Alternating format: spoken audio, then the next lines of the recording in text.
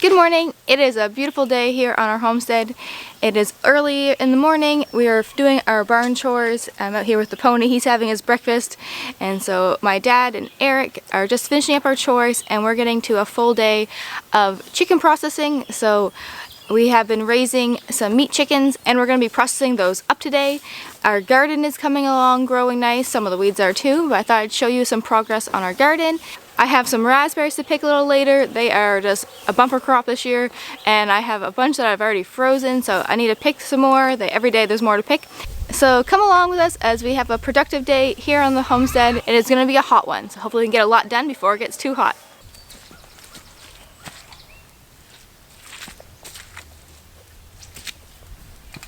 Bossy.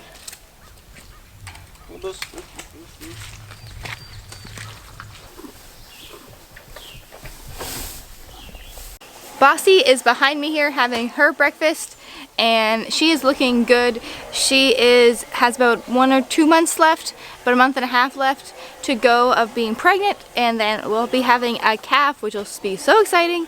So she's doing good, enjoying life, eating hay, having her oats, and just laying down a lot in the shade in her little shelter.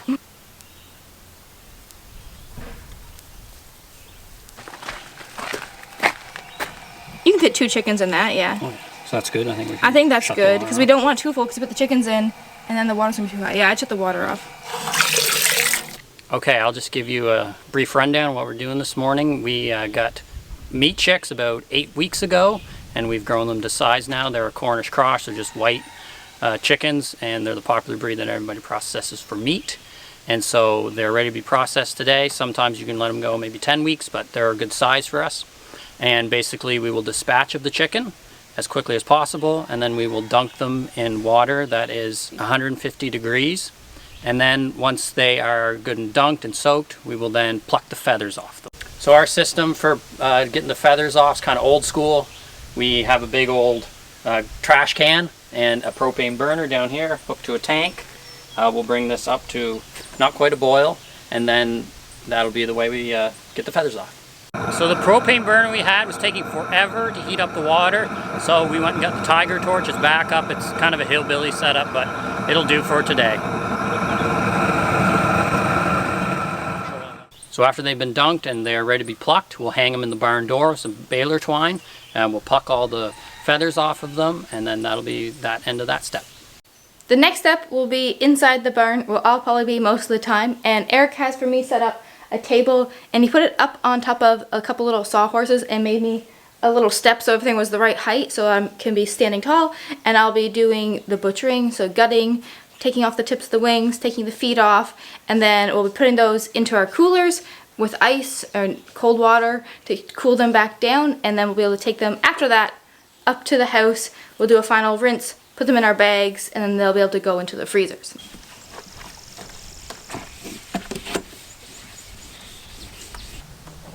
What are you getting set up? Getting everything sharpened up. Sharpen your knife.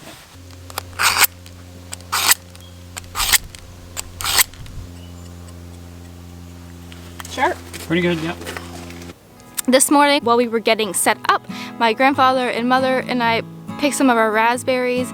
Our raspberry patch is doing so good this year. We planted this patch back maybe like 4 years ago from a friend, just gave us some canes, and this year is definitely the best year. So I've already been picking lots, put them in the freezer. I think I'm gonna make some raspberry jam this year.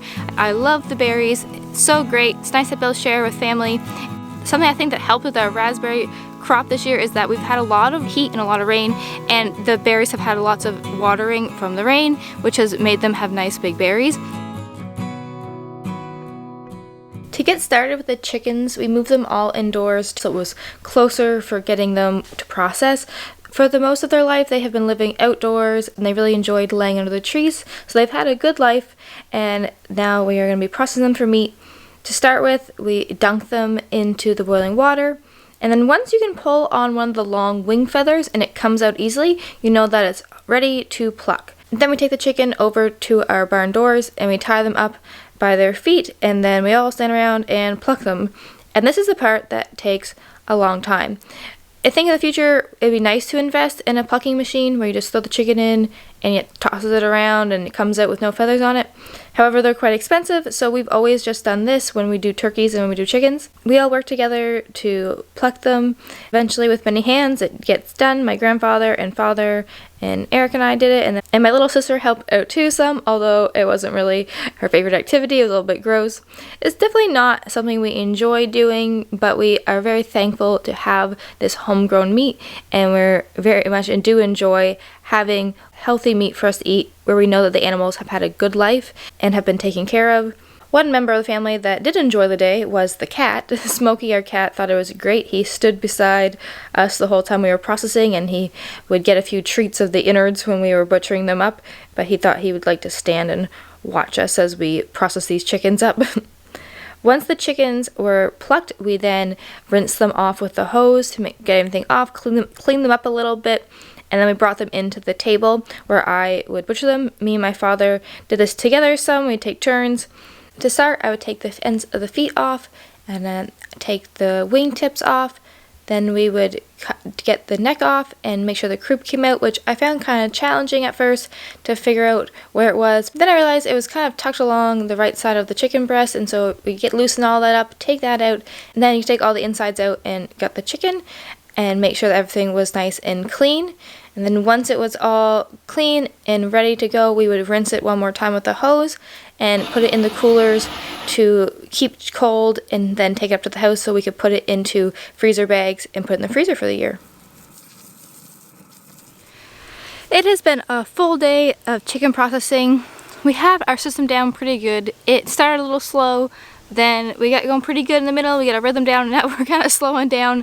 There's like 2 more chickens left to process and we'll have them done. So we're gonna have 22 in the freezer between me and my parents. We do this together, and we do a lot of our homesteading projects together, and it works really well so that one of us can do chores sometime, the other time, and it helps so that we don't have to be on the homestead all the time, either of us. So it works out really good, and it's also nice to have people to do things like processing days with. I think we might hold off on eating chicken for a little while, but I'm so thankful to have a freezer full of chicken, and it'll be great for this year to come. We're thinking we'd like to maybe invest in a plucking machine at some point, because the slowest part of the process was definitely having to pluck all the feathers. It took a long time. We started our chores this morning pretty early, got going on things. Took us a while to get all the setup on, so we probably didn't actually get to butchering the chickens until around like 10, but it's taken us now. It's supper time, ready for supper chores again, and so it's been a full day process, but it's a rewarding one, and we're really glad to have it finished. The last thing I want to share with you is to show you a little update on our garden. It's not the perfect, pristine garden, but it's a real one, and maybe seeing what ours is like will help you feel good about your garden. So I'll show you how things are growing.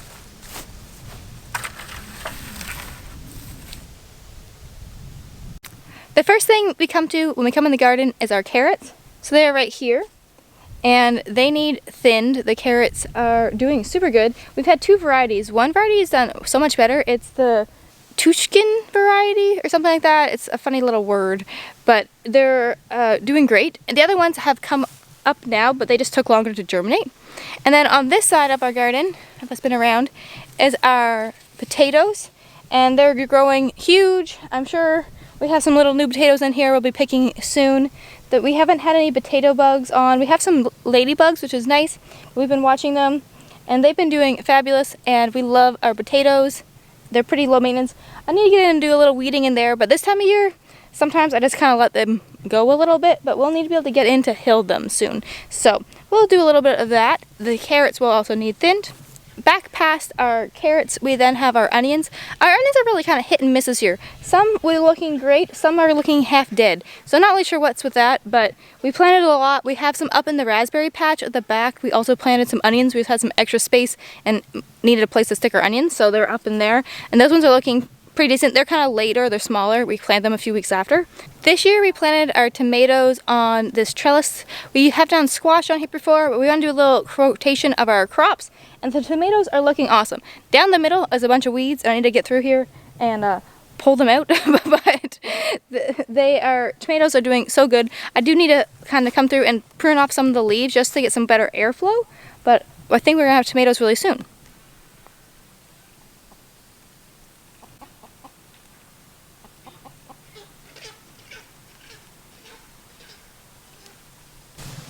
in the back section of our garden, we have weeds. We planted some older carrot seed and parsnips and a few things that just did not come, and then we didn't replant it, so I just need to come through here and cover it up to get rid of these weeds. We could have planted something else, but sometimes things just don't happen. Then we have our one lonely beet. The beet seeds were old, and I got one beet. Anyways, so that's all right. It's just part of life.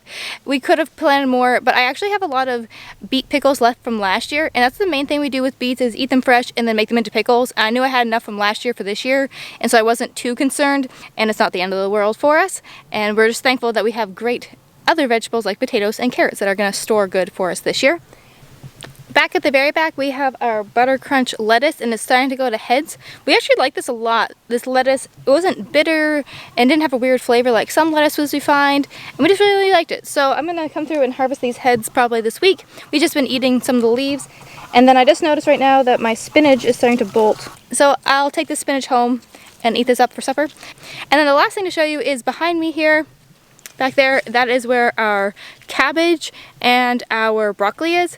And honestly, I haven't looked into that thing in quite a while. It's rained so consistently here that I have not had to water my garden in weeks, and I'm so thankful. But because of that, I haven't actually opened that, so there's probably a few weeds.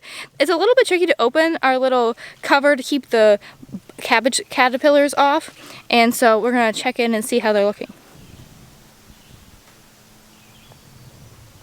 As I expected, it's looking great. I'm so excited. There are a few weeds though, and that's okay. I need to come through it. There's like some ferns I need to pull out of here.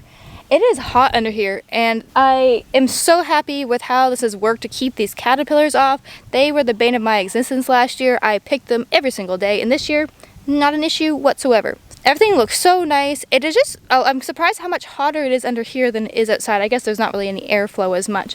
There's a little bit, and everything's looking good. The broccoli heads are starting to form, and the cabbage leaves are starting to come together. So I'm so excited to have a nice crop of these vegetables this year for the first time. Last year we had a few. This year, so much better. And so I'm very thankful for this. I need to get up here. It's hot. Oh, that was hot under there. There's definitely way less airflow underneath that thing. It was hot, but the plants seem to really like it. That is our garden, how it is growing. I hope you've enjoyed today's video, coming along with us for a day on the homestead.